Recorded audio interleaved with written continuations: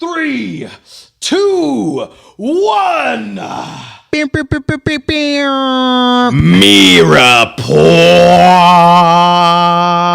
That's so heavy. Dude, episode 26. I almost said 27. But yes, episode 26 of the Mirepoix podcast, bro. Bam, bam, bam. We are here, man. This is exciting, man, for our 26th episode. Yes, we need that. Because just 26 episodes ago, we were on episode 1. Dude, we're at 25 and a half episodes. We're 25, on episode 1.5. I would say 27 and a half episodes ago. Yeah, so for those that don't know, we'll let you know now. There's a lost episode floating around in the digital cyber sphere somewhere. Yes. And if you are true fans of ours and you really want to find out, you can find it. It ain't lost. It's not lost. It's just not publicized. It's hiding in plain sight. Exactly. Right under your noses. It's right there. So y'all go check that out, man. And you're able to see our timeline of growth. Bruh. Because, boy, have we grown, man. Dude, and we keep growing. Yes. So without further ado, thank you all for joining us here at the Mirepoix.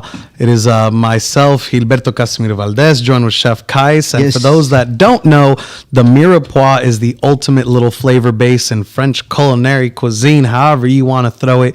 It starts with carrots, onions, and celery, simmered down, reduced in a little bit of butter or fat of your choosing, to make a great flavor base for just about any food you want to make. Oh, yeah. And here on our Mirepoix, the Mirepoix podcast, we bring our talent, our skills, our dedication. Yeah, buddy. And, of course, our wonderful charm and wit to simmer down with you, the viewer, to reduce us down to the base of great conversation. Man. So, as always, I'm going to let Chef Kais talk to y'all. Yes, indeed. It is your boy, your favorite chef, Chef Kais from the Chef Kais Experience, where we provide the best luxurious dining experience in the comfort of your own home or the environment of your choosing, meaning that we will come to you, we'll bring the restaurant experience, the elevated experience right to your doorstep or wherever you will have us, man. And without further ado, the man of the hour, the host of With the Most, our boy, talk to you. Gilberto Casimiro Valdez Arias. I am the guild master for the guild, a collective of highly talented individuals that bring their skills together to make anything come to life. Ooh. Focusing in event planning, project management, Ooh. whatever you need help, we got you. Ooh. We're here. And with that, we are, oh my God, Quincy Jones is in chat. We just talked about tagging celebrities in our stuff because we know they want to watch what we putting out. And we got the Quincy Jones hanging out in Germany right now. Welcome. Supporting from across the pond overseas. On a whole nother time zone, man. That's some love, man. Welcome to the show, Quincy Jones. We hear nothing but great things about you over here, man. So thank you for taking the time to tap in, brother. Yeah, man. So, but let's talk to him. Let's catch him up, man. It's been a week. It's been a crazy week, man. We have been in and out. Dude, rolling in it. Rolling in the dough, rolling in the snow. Rolling in everything. 10% chance of snow earlier today, man. Yeah, dude, at 2 p.m. Yeah, that was nuts. I think everybody in Texas screenshotted that. It was like, yo, we got it. Another snow vid. Dude, one could only pray. That was so much fun. And like, I feel that I wasted snow vid going to work.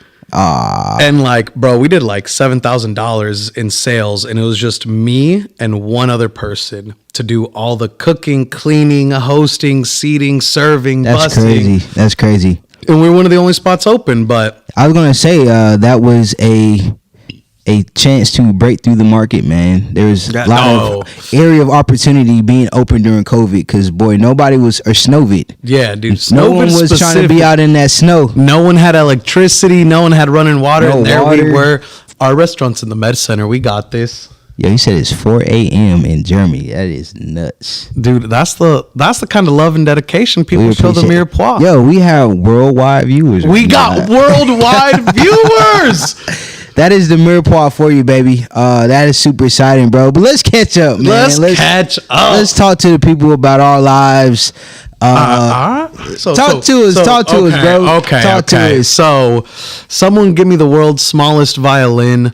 I had myself a wonderful little dinner, wonderful little event.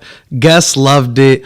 People thought it was amazing, flavorful, blah, blah, blah, blah. Amazing space, good wine, good food. Do what we do. But it wasn't up to my standards. Yeah. And I've just been sitting and like digesting and internalizing that, because it has been, let me talk to y'all. Y'all know me. To the people, everybody knows. Talk to the people. It has been eons since I have ever felt that I have underperformed or not done the best of my abilities or not had things go the way I intended them to. I'm not going to use the word failure because we don't fail around here. We thrive, we grow, we learn, and we keep moving. And with that, it's been a long time since I've had to feel that feeling. There's a lot of animes I watch. For y'all that know, I love anime. And there's this one particular scene that has just been going through my head. And it's this guy getting like stabbed or punched or something. He coughs up some blood and he goes, wait, this is my blood? And he completely had like a total meltdown, epiphany, extreme emotional heightened state over the fact that it was the first time in his life he had ever seen his own blood. That's how cold he was. That was deep, man. That's rich. How I felt, dude. I felt like, that was rich. Is this my blood? But we, of course, know that you're always going to be your biggest critic, especially when you take so much pride into what you're doing. Because like you said, everybody, they raved about the food, the service, everything. And just knowing that you could have done better, that's completely internalized. Yeah. Dude, and that's what they were telling me too. They're like, oh, dude, calm down. We loved it. Everything was great. The people loved it. All the plates came back empty for all the courses. There was not a single morsel left. And it just, it was great, but it wasn't Gilly V. Yeah. So with that, talking about your week is a lot more uplifting. I got to vibe out with you. What? I mean, it was pretty awesome, man. Just being able to network, a lot of potential future clients coming through. Still fingers crossed on some things, but shout out to one of our alumni, the Mirepoix alumni. Chef Ashley. Ooh. I helped her out with the event on Friday. She completely nailed it. Yes, the Mirepoix alumni, bro. I was so excited to see her growth and her execution on that event. And then Sunday, which would have been yesterday, we were at the Lions Den where we performed a pop-up. Man, bro. Dude, I was watching that shit on your story, on your post. Yo, that was exciting. We did some marinated jerk chicken nachos with the queso blanco, mango salsa. We did some red wine braised short ribs with 5 cheese mags, some slow braised collard greens and a curry rice. And we did a world famous shrimp and grits with the sauteed shrimp, jalapeno cream sauce, applewood. World famous, man. We got people in Germany. Loving this stuff, man. But it was a fun time. Thoroughly enjoyed it. Made some great connections, man. We had a fun week, bro. I must say it was dope, dude. And we like, first of all, shout outs fun events, shout outs staying busy, shout outs our guests on the Mirepoix that came out and have continued to find their success and come back to us and ask for our existence to bless their lives and allow them to bless our lives and all that fun stuff. Dude, shout out worldwide viewers. We got people from Washington, we got people from Germany sitting in chat right now, active. We are really those guys, man. Dude, we out here doing it. And so without further ado, today's episode 26, we're calling National Croissant Day. Because as you know, it is National Croissant Day. And before we dive in too much here, I just got to ask, what do you think about all these national blankety bloopity days? It's definitely overkill. It's kind of one of those things where you're trying to fill in the blank with meaningless things. Dude, it's just because when you think about like these same days are like in a list of like MLK Day. Yeah, you know what I'm saying? Yeah, Like, there's Cinco de levels Mayo. to Yeah, this, man. But they're all, if you look on the list of national holidays, bro.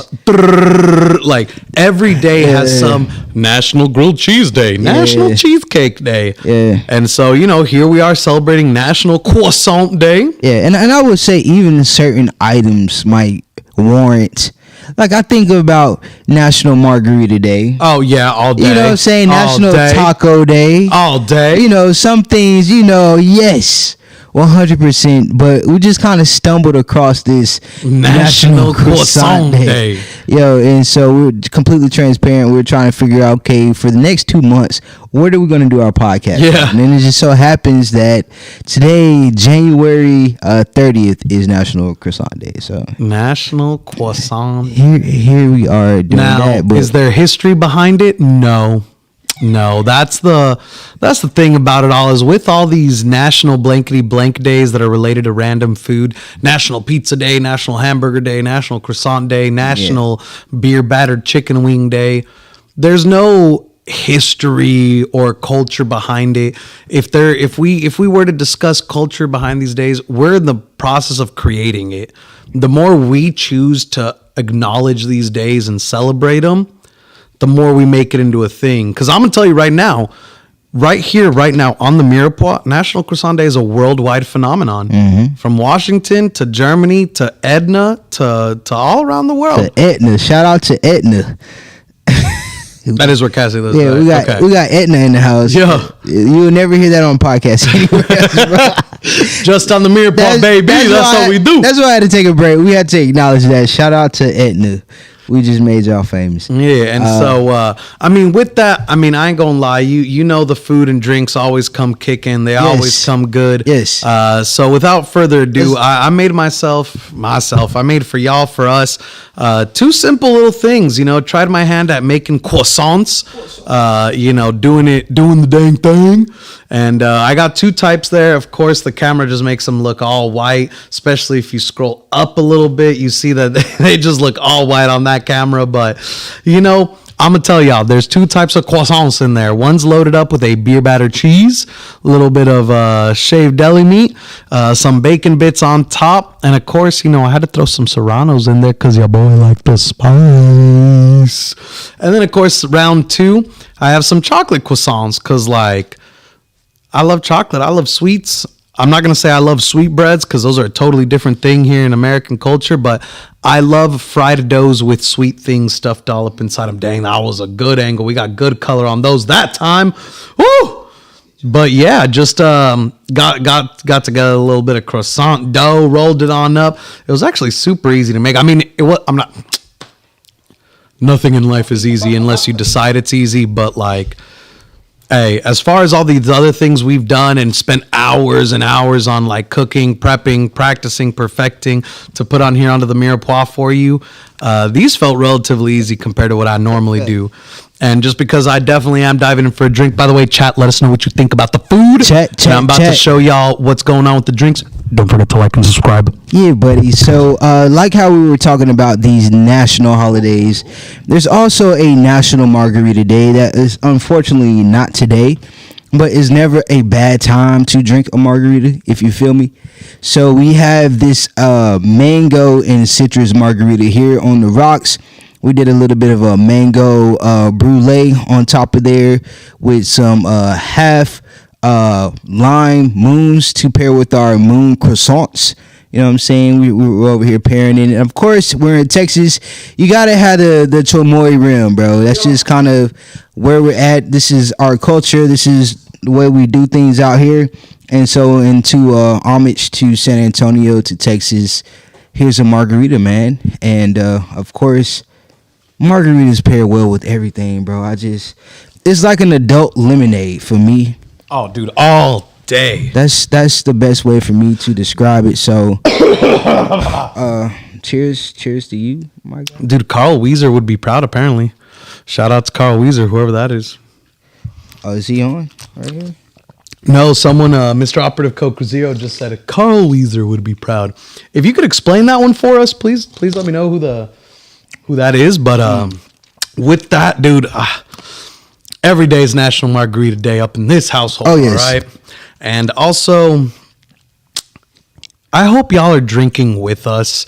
I really do. You know, we spend a lot of time together here on the Mirepoix, and I hope y'all got it tuned in, opened up. You poured yourself a bevy, and you're having some fun here with us. You're acting up in chat. You're doing the dang thing. But yeah, so culture of National Croissant Day, we get to define what it is. And so I'm gonna say this: on National Croissant Day, I think everyone should stand around with their arms crossed, just at all times, and call it croissant. Oh. There you go. There's your new Croissant Day tradition. There's some fun stuff going on in there, man. Oh, yeah. I got a little pocket of whoa. Yeah. You know, I love mustard. I love the tart. Mm-hmm. You know, to wake you up to something that would be traditionally mild, which would be bread, a croissant, a pastry. He threw in some whoa. That beer battered cheese, heavy on the mustard. Oh, yeah. And a little bit of Serrano to give it a little kick because you know Gilberto's always going to add serranos or jalapenos or habaneros to anything. Something. A couple of fun facts real quick about these croissants, because even though croissant holidays or the Croissant National Day, there's no history behind that. Don't fact check us. But the original croissant was called Kipfel. Yeah. Kipfel.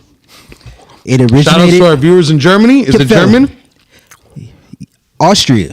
Oh, well. Austrian. But yeah, originated in Austria in 1683 and was created in honor of the Austrian victory over the Turks and modeled after the croissant on the Turkish flag. So that is kind of like, dude, that's the hey, and take this L, bro. Yeah, we're gonna eat your flag essentially. So that's why the croissant is shaped like a moon. If nobody knew, I never knew. Yeah, man. So I never knew. The more you know. I'm out here eating that Turkish defeat all day, baby. Mm-hmm. But if you have any Turkish viewers, don't take any offense to that. You know, we're just reading the facts. Dude, if we got Turkish viewers, they can eat their flag too. It's delicious. It's tasty. Dude, honestly, like the little beer batter cheese dealio up on the inside make it feel almost like I don't know, but I'm loving it.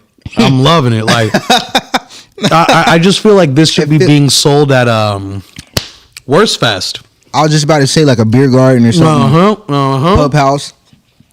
Dude, and also the margarita be killer. I love me some tropical flavors. I love me chamoy rims. I'm Mexican. You know, if you live in San Antonio long enough, you kind of become Mexican yourself. Yeah. I love my brown brothers and sisters all day. You know, I'm dating a brown sister. So, you know. Hey, your boy Desmond out here. Oh, our boy Desmond. Shout out to my boy Desmond, man. We're still praying for your health, your wealth, my guy. We're glad to see you in the building, bro. Yo. I still want him to record our intro. Oh, yes. If you never heard Desmond speak, he has a real nice, low, very white voice. Baritone. You know, you might get pregnant just listening to him talk, ladies. So hide your kids, hide your wife. But yeah, another fun fact. The modern croissant puff pastry was once used as a garnish or a shell and not to eat on its own. Like a cabana bowl, like a taco bowl? Yeah, so there is a dish. I have to think of it. But essentially, no, I actually had it for a client of mine at some point. It's like a what's it called, man? It's essentially it's puff pastry. It's like a shell. So what you do is you layer the puff pastries, you cut out a hole, and you bake it. My boy Devin actually helped us do this on the ranch one time. It's gonna drive me nuts, so I definitely have to figure out the name. But it is I can't. Everyone, type your guesses in chat. Yeah, whoever gets the win, we get to take a shot for you on your behalf. Of what this is, but it just makes sense because a puff pastry. I'm sorry, a croissant is pretty much a puff pastry just wrapped into a croissant, man. Wrapped around whatever you want to wrap it around. You can leave it alone. I was actually talking to Mr. Operative Coke Zero earlier today, and he was looking up croissants because he was curious about National Croissant Day. And on Wikipedia, I think, or some encyclopedia of some sort, a croissant is described as 1,000,000 layers of butter between 1,000,000 layers of delicate pastry. Man, doesn't that sound like fantastic? Bro, yeah. And that's what I was going to go into. That's a puff pastry. Just what you do is you constantly fold it, and so it becomes the exponential. Yeah, you got layers on layers on layers with pastry butter, flaky, delicious. Yeah, but when you really get into the math of it, it's really intense how 2 turns into 4, 4 turns into 8, 8 turns into 16, 16 turns into 32. The math behind it, boozled. The Austrians really had something special going on with it, and well, you got to celebrate that Turkish defeat. I don't know history that well to know, Here's all you need to know about world history. Istanbul was once Constantinople. And that's a song, ladies and gentlemen. Look it up. It was a fun little song. That was a mic drop. I see you have a favorite over here though, bro. Looks like you're gravitating to that mustard things, and I feel so bad because I know you don't like sweetbreads, and I love sweetbreads, but that mustard, that Serrano, so yummy, so good. This would be a nice little brunch. Oh yeah, right here, dude. Toss get 2 of these little guys, toss a big old fried egg on top.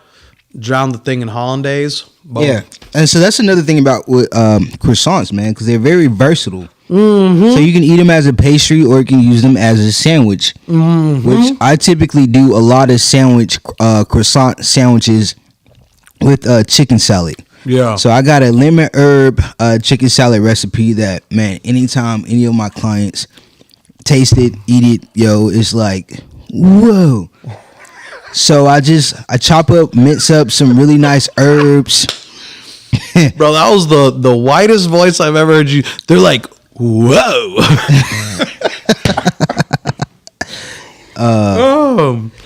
It is whoa though. I've tried it before. It is whoa. Well, we're talking about croissants and chicken salad, so I don't know what happened there, but look, croissants and chicken salad, that's a golf course meal. Yeah, that's definitely a golf course meal, and I have some golf course clients, but it is what it is. And in any case, we mince up some herbs, talking about some rosemary, thyme, parsley, cilantro. I have my own house seasoned blend, so I always season most of my food with that, and then I hit it with the herbs. I'll smoke it, I'll sear it, whichever cooking method I'm going to use. I hit it with the blender with some mayo, lemon zest, lemon juice, fresh herbs, some minced red peppers, and just let that sit. Here's the secret to most dishes: let the food sit. As Emeril Lagasse used to say, or Lagasse would say, let them get to know each other, man. Let the flavors get to mingle around, build that rapport with each other, because that's where you're going to get the best tasting food. And the same thing with the chicken salad, man. Let it sit for at least a day. If you could do a day, perfect. 30 minutes at minimum. Butter your croissant. Get a nice sear. Croissant is already pretty much a butter and pastry, as our boy already let us know. But if you can get a little bit more butter and sear that, as the French would like to do, bro, we are talking about a very magical sandwich right there. So, dude, that's the power of croissants right there, baby. Is just buttery and flaky, and the same way you can use butter for a bazillion dishes. You can use a nice flaky buttery croissant for a million dishes. Originally, I was debating between pastry style croissant and croissantwich, because I definitely wanted to get that big old croissant, bro. Cut that boy in half. Awesome, man. And then you stuff it with like almost like a cordon bleu. You can put whatever you want in there. Originally in my head when I woke up this morning, I was like, am I gonna turn this croissant dough into a big old croissantwich and do like a cubano in there. A crobano, baby. bro. I think you have to do that because I think you just invented something just with that. The crobano, bro. You have to do that. Hey, I'm gonna bust out a crobano one of these days. You'll catch it on our socials again: YouTube, Spotify, Instagram. Let us know Facebook. what y'all think about that because I'm a huge fan. And here's another thing with me, bro. It's not all about me, but I don't like bread, man. But that's why I love croissants because they're airy. Mm-hmm. All that butter in the different layers when you open up a croissant is meant to be hollow. Yeah, man. So you'll see all the little air pockets and all the different layers, and it's just buttery, flaky, and it's not so dense like a traditional loaf of bread would be. And I love that about croissants, bro. Dude, that's the best part, because like truly, as a man in 2023 in this world, I love holes. And I love stuffing them full of my beer battered meat and cheese with a little bit of that spice on there. Hey, your mama's on here, bro. No, mama, don't. I'm a good boy. This boy is crazy. Tune that out. You weren't paying attention, Mom. It's okay. This guy is crazy, yo. It's this national margarita drink right here, man. That was I don't even invite my mama to the show no more, bro. We are approaching shot o'clock. So hey, viewers. So we gotten a lot of feedback from you guys. And yeah, dude, them DMs be popping. We I'm listen. like, talk to each other. Like, put it in comments. Let everyone know what you're thinking. But it's just flooded DMs. And we want you to know, though, we do appreciate because we ask for these things, bro. And y'all are asking for segments of the show. Mm-hmm. So one of the segments that we thought we'll introduce is Shot O'Clock.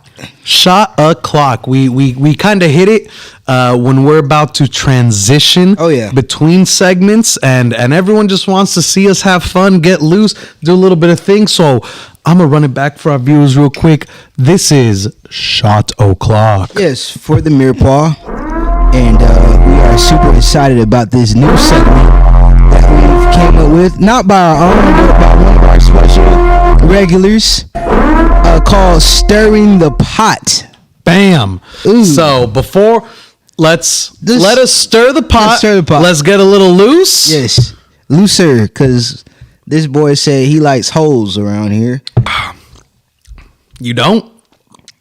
Say it on camera right now that you don't like holes. I mean, you said you were thinking it. You said it, but you were thinking it. Yeah, so stirring the pot. Yeah. As Kais mentioned, it's been recommended by one of our regulars. It's something that essentially we get asked a lot in a lot of different forms of, what are your thoughts on this? What are your thoughts on that? Let's get a little controversy. Yeah. And with that, we've created Stirring the Pot, because we know when you reducing, you got to keep stirring, baby. No, we know y'all like toxic stuff, man.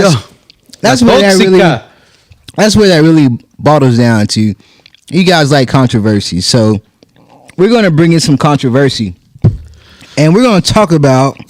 Let's talk about it. The fine line for chefs to be using pre-made ingredients. Okay, hold on. Someone put a timer on me real quick.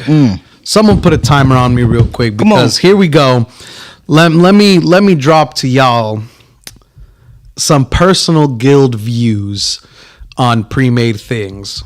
I am not gonna lie to you. I have heard lots of good things about different restaurants, and there have been, like, I think it's happened 3 times now in my life where I have excitedly gone to go check out this new hot restaurant, and as I'm pulling up, I see a Cisco truck either pulling up in there or just leaving, and I have turned right around. I am not a fan of pre-made stuff. I'm sure y'all have seen me and seen it on the Mirepoix and just seen the way I try to act and operate. I'll be making my own tortillas. I'll be making my own everything. But I have started to be introduced and being welcoming of using pre-made things as an ingredient and allowing help where I need the help. Sometimes you don't have the 4 days it takes to continuously fold set croissants. And so you just go. Where they do that at, bro? Bro, I look, I know some pastry shops, I'm sure they do it. I'm sure people take pride in it. But, man, I'm not going to lie to you. I looked up, how do I make my own croissant? Because I like to do it. You know me. I like to make my own. And then I saw it took 4 days. First, you make the dough, you let it set, you let it rest a whole day. Get it nice and airy. You pull it out. You cannot stretch it. You cannot pop it. Start folding it. You fold it twice. Stick it back in the fridge for 2 hours. You pull it back out. Fold it again. Let it sit 2 hours. Pull it out. Fold it again. And it was, I looked at that and I was like, it is 6 a.m. right now. Yeah. We go live in 12 hours, 12 and a half, 14 hours, whatever the math is. Yeah. No, I am not going to do that. And I went to H-E-B and I bought myself some pre-made croissant dough. And I said, I'm going to make this my own. I'm going to fill it with my own stuffings. I'm going to fold it in my own way. I'm going to do my own thing with it. Yeah. But I'm still sitting there. I don't like pre-made things. Well, this margarita, guys, this citrus mango margarita is actually a pre-made margarita. All we did was cut the mango up, threw some brown sugar on top, and brulee it, which means sugar being toasted by fire, essentially. Get the hard crust. God, and that thing's a flamethrower. It really is. It's nice. It's cool. And, squeeze of lime for the citrus. And all of a sudden, you have this world-class cocktail that people are really enjoying. People, meaning me and Gilberto, are really enjoying this drink. And so to your point of using pre-made things as ingredient, because I've never had any type of pre-made item that I just said, this is perfect how it is. Yeah. and whenever somebody is using a pre-made ingredient, or did you hear that, bro? Yeah, was that me or was that you? Cat's out tequila, the bag. The tequila, one that bites bro. back. Yeah, even if you don't, if you're not intending for that to happen, but in any case, anytime somebody has ever used a pre-made item as is, you taste that it's.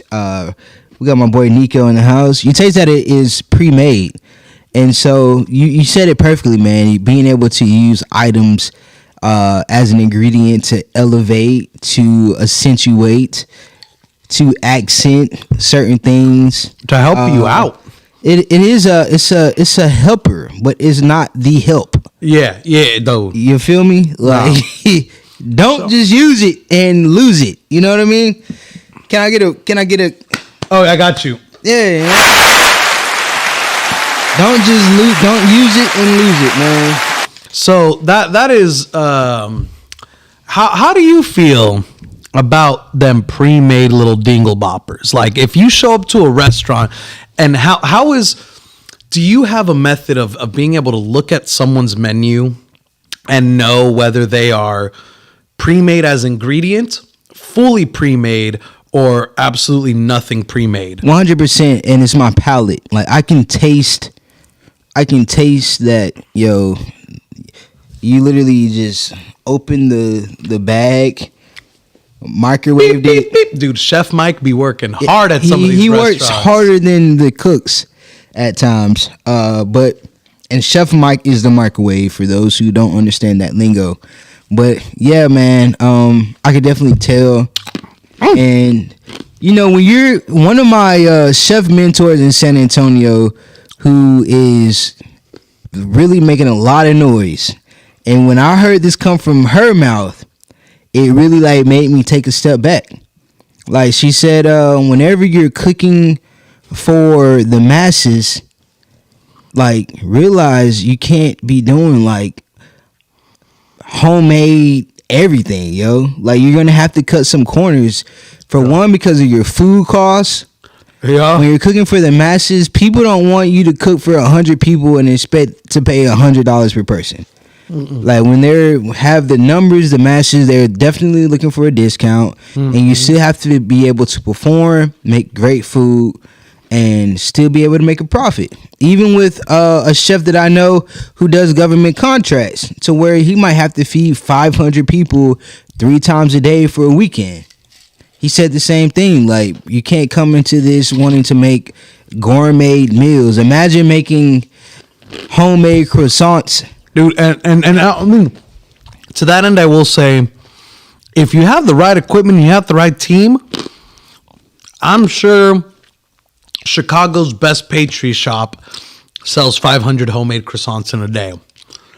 But when you rock in this world of you get a week notice, you don't have a dedicated person for this, these people are asking for a custom menu. Yeah. Because, like, just this past Wednesday, I did a luncheon for 60 people, put together a wine tasting for it, gave them a tour around the hill country, ended them at a place where I had made for them some brisket quesadillas, some smoked wings, and a little bit of strawberry salad. You better believe them tortillas were H-E-B store brand, baby. Damn, this brulee though. Oh yeah, no, dude, I plowed through mine. I ain't even going front with you. And on that note, really quick, I'm going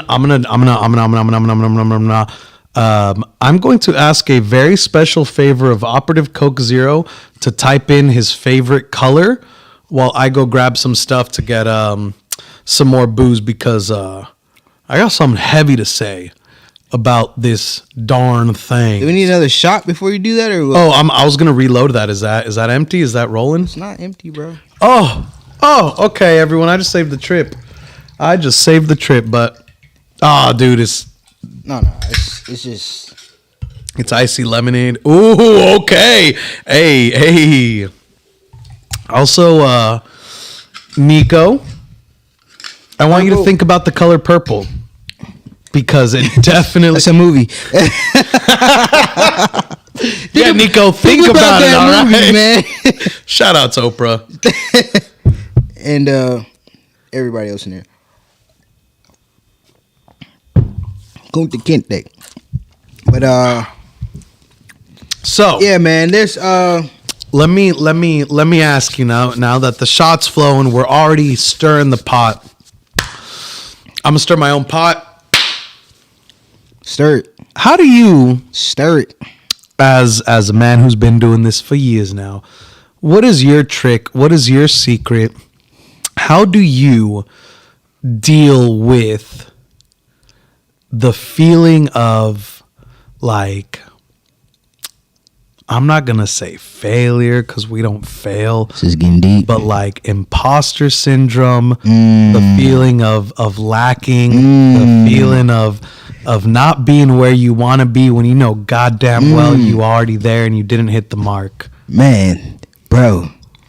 So then just a little background, because neither one of us are professionally culinarily trained. You know what I mean? Like, we didn't go to culinary school. We didn't spend an extensive time in the kitchen. In fact, both of us are mainly front of house. I think you have more managerial experience than any other position in the restaurant.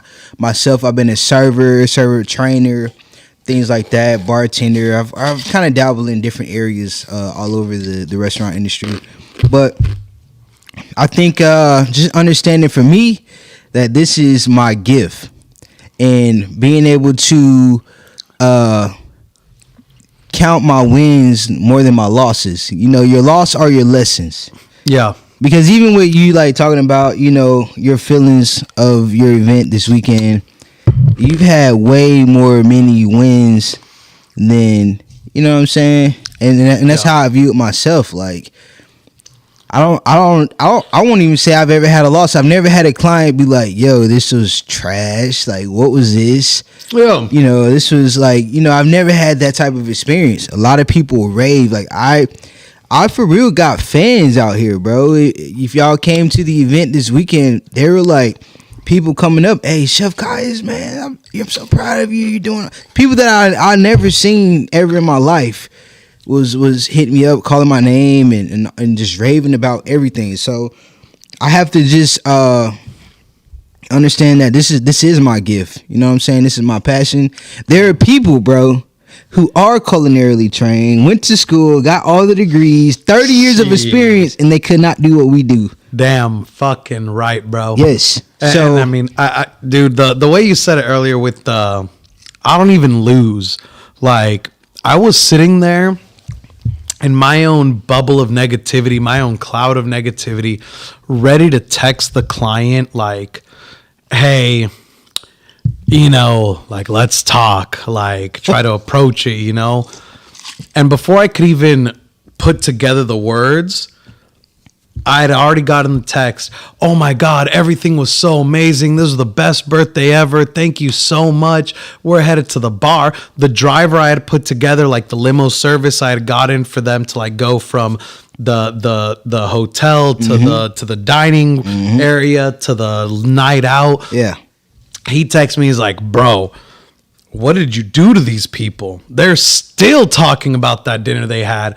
Meanwhile, I'm just sitting there on a milk crate, stereotypical, you know, bottle of booze, cigarette in mouth, just. It's crazy. Oh, dude, that was not good. I am so disappointed in myself.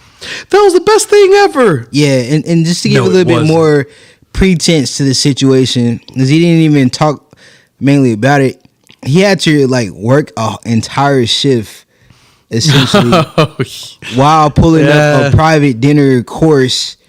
You know what I mean? Like, dude, it was that juggling, and I was talking to someone, and that's, first off, shout out to Chef Adrian Abella. He ain't in chat, but shout out Chef Adrian Abella, because he was the one that was definitely like beating that into my head. Like, dude, you were juggling like 65 million things that day.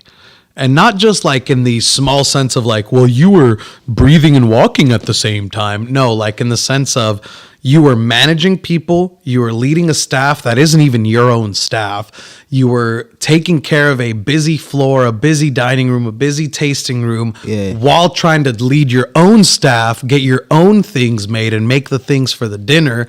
But it's just... That's a conversation in itself, man. Like chef/God, like you literally have to be omnipotent. You got to be everywhere, all knowing, anticipate everything, plan for everything. It's a lot, man, and people don't give. Not only just entrepreneurs. Entrepreneurs is just encompassing everything together, but like, man, chefs. People in the service industry, bro, your job is literally to take care of people and for them to not be able to see a single problem. It all has to be smooth because you're there to take care of somebody else. And on top of taking care of yourself and your team, bro, it's very intense. It's very rewarding. You know, obviously we do this because we love it. Damn right. But bro, it's a task, man. It ain't easy. It ain't easy at all. So, I will say there's a special little, like, my heart grows 10 times big that every single person I talk to in the industry, like whether it's servers, bartenders, whatever the case, sort of mentions the same thing, you know, that A, you wouldn't be here if you didn't love it, but also B, it's literally our job to multitask these 1,000 different things. And that is the war we fight on a daily basis, is that our job isn't one task at a time. I mean, everything in life is one thing at a time, but there's so many mental things you're juggling at the same time, whether you're a server who's going to take the order while remembering or writing down the other person's drink order, while remembering and writing down that, oh, I got to go check on this table, while also trying to keep your manager happy because, you know, he's looking for these certain little things for you to do, while also doing this and that. Or whether it's the chef who's literally, oh man, I'm having to prep on the fly. Let me cut my onions while I'm making the sauce, while I'm plating up this fucking brunch special.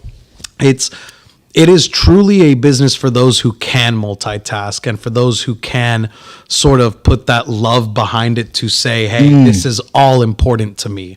It's not one thing. It's not one focus. Dude. But I would say too, though, you'll learn though that the most successful entrepreneurs are those who are able to delegate. Yeah. Those who are able to say like, yo, let me stop micromanaging, making sure every nook and cranny is perfect, and being able to say, hey, I'm going to trust you with this job.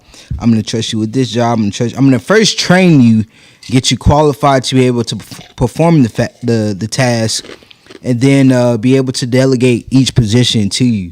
Because it's seriously impossible. There's a term called solopreneur. Huh. And these are the people, everybody starts there, right? I'm going to do everything. I'm going to answer emails. I'm going to respond to clients. I'm going to take these phone calls, consultations. I'm going to do menus. I'm going to... These fucking croissants. Bro, it's... I just opened one back up. Oh, man. God, I'm good at what I do. He definitely... but no, dude, the solopreneur, it's weird. Yeah. Because it feels like the right thing to do. You know, it feels like the right, this is me, this is my name on it, this is my brand, this is my existence. No one's got me but me. And then you realize that you'll never take that next step, you'll never expand, you'll never grow if you aren't delegating and getting that help in those certain aspects and things like that. Yeah. What's something that you trying to delegate off right now, that you trying to pass off and move away from the solopreneur with? Oh, my... Shout out to Marty, my assistant, who we've already figured out like a scheduling system to where we post events and we have it available for people who are working on our team. I'll just go in here and pick the events that I'm able to work, things like that. That is one of the things, like how you just did it, bro. I can wipe my hands from this situation. You know the event, you know if you're able to work. You know, I don't have to keep calling people, hey, are you able to work this day? You know, the times, all these things like that. That's perfect. And that's a big step for me. Yeah. So also, you know, having prep available, knowing what times people need to prep, just that is a big step in itself. And one of my goals, though, let's talk about the goals. So I want to at least get about 3 people who are able to perform the Chef Kais experience without Chef Kais being there. Oh. So I have some contenders already in my mind and my heart. You know, but the goal is to eventually be able to say, hey, you'll be in my footsteps, my shoes for the evening. You know my standards. You know how I want to deliver the food, the plating, all these things for the client. Just kind of building it up to there and being able to be in different places at one time. So let me ask you the question real quick. Yeah. How are you going to sort of explain to the client you will receive the Chef Kais experience, although Chef Kais will not be there? Because, you know, you are becoming that celebrity, bro. Yeah. Over at Ash's Den, you got people showing up just to be like, oh my God, I get to try your food. Taking oh my God. Pictures. Yeah. Hey, Chef, let me get a selfie with you. It was crazy. It was, and to think like 3 years ago, we were at, what was it, Limelight or whatever was the name of that bar on Southtown? I think it's called Limelight or something like that. In any case. Yeah, there's a place called Limelight. Bro, you got to think about it. Gordon Ramsay has like 100 restaurants that he's at least consulted with. If they're not his own restaurants, he's definitely not at all of these restaurants at the same time. That's what the training is for, just to be able to say this is a Chef Kais approved chef. Yeah, so I'm definitely not going to. This is still a Chef Kais experience. Yes, it'll be somebody that knows the standard, because let's talk about something that some people might not want to talk about. You know, duplicating. You can't be duplicated. What's the term goes? It's you can recreate, or you can copy my energy, imitate, but never duplicate. Yeah, something like that. I was about to say, the thing I've heard is you can copy my energy, but you can never recreate it, or something along those lines. Yeah. Chat, tell us your favorite saying. It's a quote in that sense, but where I'm coming at it is, you know, the things that I do can be taught. Yeah. Now, who I am as a person is something that I look to be able to pour into my guys to be able to let you know, yo, hospitality is a big thing. We have to take care of our clients, and there are a few people that this comes naturally for. Honestly, on my team, yo. It's so close. This guy is crazy, man. But some parts of it has to be, you know, it's more of a process to be able to teach these guys, yo, this is what I want. This is how I need you to do it, X, Y, and Z. But ultimately, it's just setting the bar high enough to know that this is the standard and this is how we're going to reach it. So that's how we're going to do it. I'm not ever just going to give my clients anybody. Trust me, when that time comes to where we are in a position where I have 3 people doing 3 different dinners in one night, that time will come when I know for certain that they're able to do the things that I would have them to do. So we are re-upping right now and getting. You might as well do this on the show, bro. Show them the bottle that we're using, because we're the initial conversation that we were doing here was talking about pre-made and how. When do you know? And I'll give you a tip too, bro. Do you have any limes? Can you grab a few limes? Because I told them I used this pre-mix, but it definitely needed some doctoring. So these drinks went by real fast, but not on its own merit. So this mango drink that he just showed, and we'll be able to bring it to the camera a little bit more when he gets back, but it needed a little bit of lime juice, fresh lime juice. We did a little chamoy rim and things like that to really just kind of help elevate it and whatnot. So I'll give y'all some pro tips. If you are using pre-mixed ingredients, let's say you're using a pre-mixed hamburger helper. It's America's favorite sous chef. Y'all seen that bottle before, the 1800 pre-mixed margarita drink. Block out the name. No, bring it. Probably put it right there. So maybe. In any case, fresh ingredients. If I'm gonna use hamburger helper, I might use some fresh diced onions, fresh celery, fresh garlic, things like that. Even maybe grate some fresh cheese into there. And that will take your box dinner to a whole nother level. The same with the Zatarains, the Uncle Ben's. These are the things that I grew up eating. And my mom will cook these things. And it's weird how you have this perception of your childhood versus the reality. I remember like talking like, man, I appreciate my mom for making all these home cooked meals. And my brother, being the guy that he is. Careful, you got a crack strain. He said, "Mom never made home cooked stuff, man. She used all frozen." I think this is.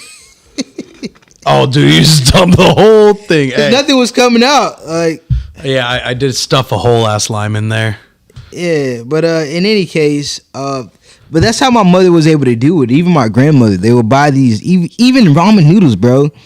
There's this whole craze. Spicing up ramen noodles. There's this whole craze right now of getting a packet, a 80-cent package, because right, it used to be like 10 cents.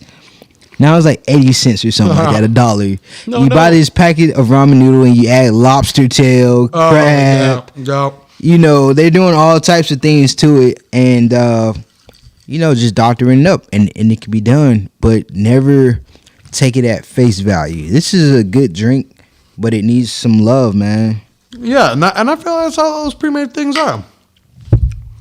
I will say, I think my mom is the reason I must hand make everything. Because obviously this woman get home from work at like 6 p.m. and in like 2.5 hours whip up everything because she would prep herself. So she would do like 2.5 hours of cooking. I would eat, my brother would eat, my sister would eat, and then she would start prepping for the next day.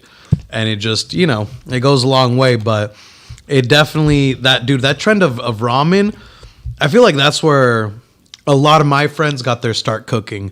Was I'm going to make this ramen, I'm going to drain out all the juice, I'm going to kind of pan fry it. Don't do that. No, they would like pan fry it with all sorts of extras added on, and they would add in like real chicken broth or real bone broth. So I will say this.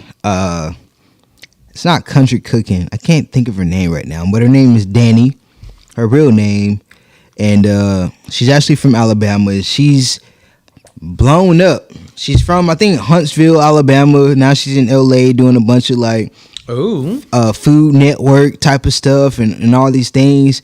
But she put me on game, man. Boiling your pasta noodles, your rice, any type of grain in chicken bouillon seasoning.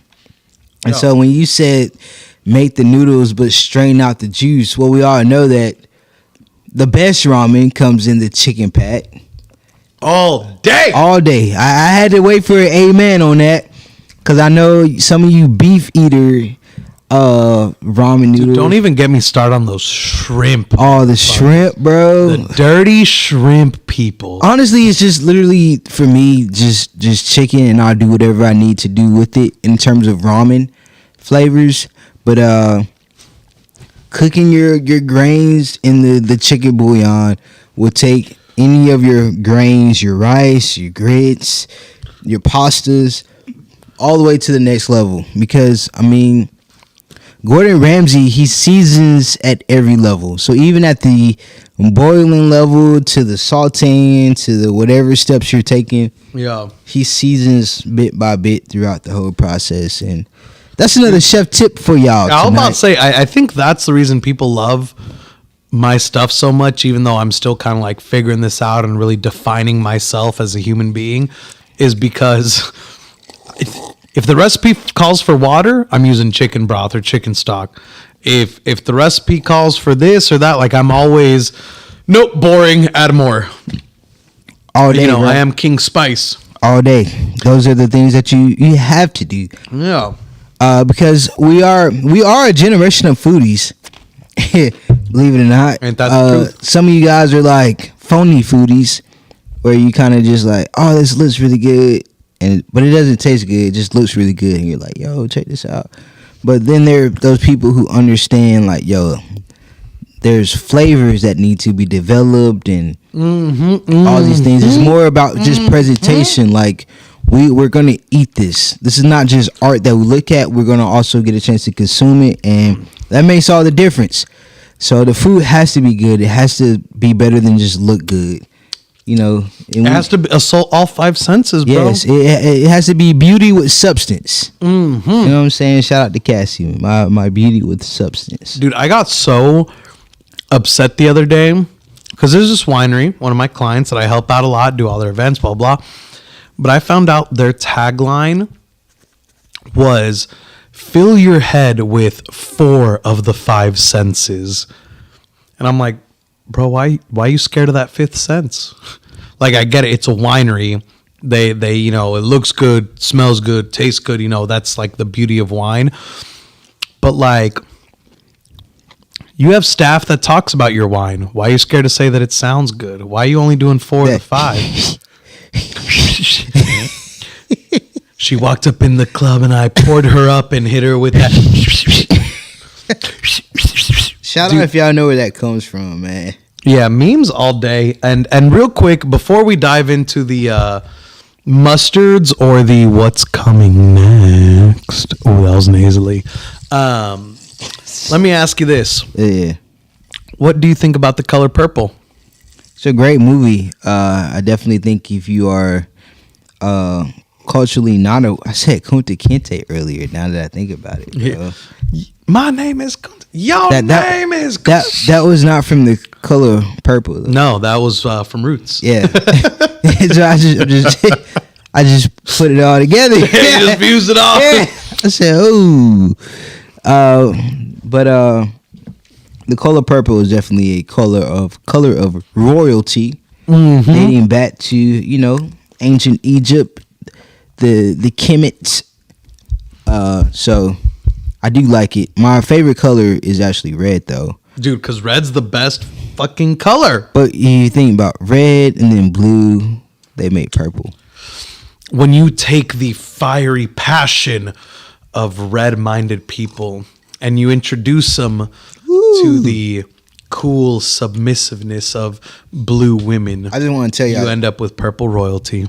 Real quick, though, that is not good by itself at all.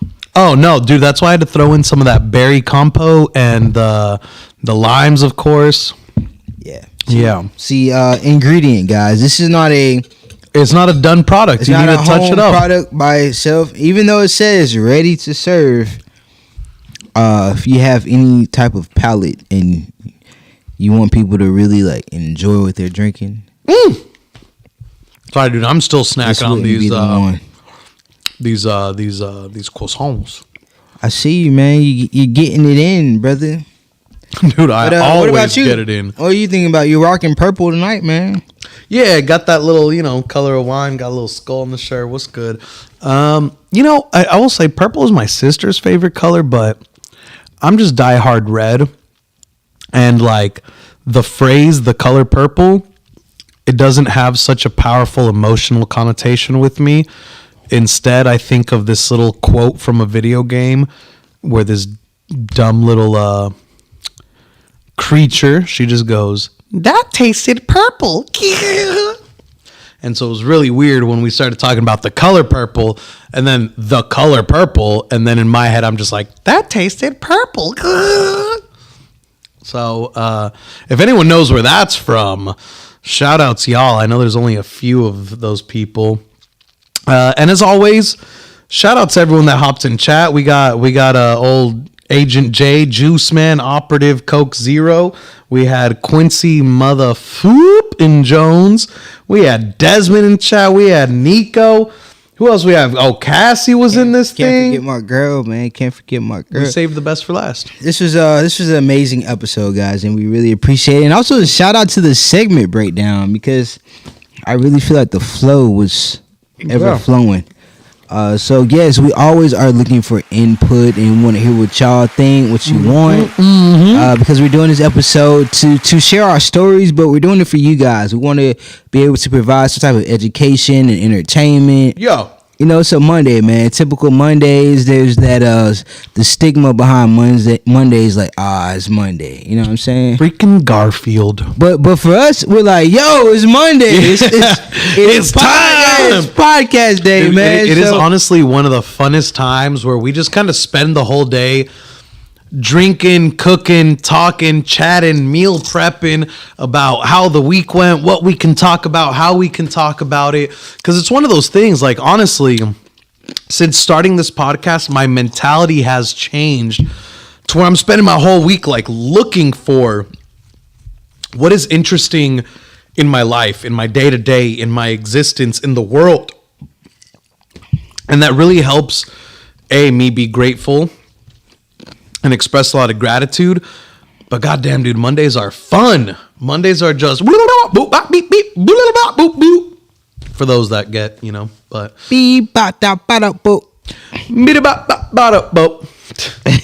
I'm a scat man. I am not a scat man, though. Don't you ever bring your scat around me. We're showing our age, bro. That early YouTube, dude, that millennial life, bro. Right when YouTube first came out, I'm a scat. Man. Okay. Before we tell y'all what we got coming up next week, I just want to mention there was some scientific journal study, blah blah blah, that said, every generation is what's that word for like? Defined. There you go. Every generation is defined by the thing they cannot stand collectively as a unit that everyone partakes in some way, shape, or form in. And for millennials, that was apparently inefficiency. Apparently, boomers don't like change. Millennials don't like inefficiency. And Gen Z doesn't like structure. But millennials, we do not like inefficiency. And I'm like, yeah, I freaking hate inefficiency. Nothing bugs me more to the bone than inefficiency.